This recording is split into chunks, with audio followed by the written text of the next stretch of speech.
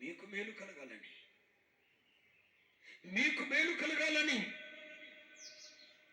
మీకు మేలు కలుగునట్లు ఏం చేస్తే మీకు మేలు కలుగుతో విచారించేవాడు, ఆలోచించేవాడు, బాధపడేవాడు, మీకు మేలు కలగటానికి ఆలోచించేవాడు, విచారించేవాడు దైవజనుడు.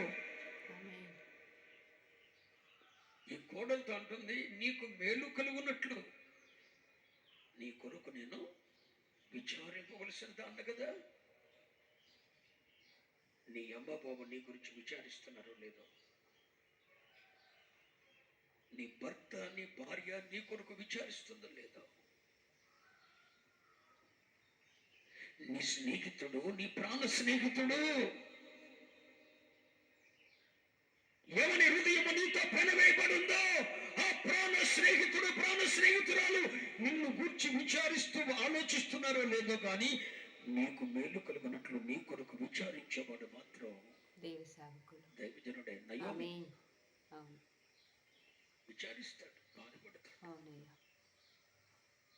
ఆలోచిస్తాడు. నువ్వు కూలుగా బ్రతికేస్తావు కానీ నిత్యము విచారణతో నిండు ఉంటాడండి.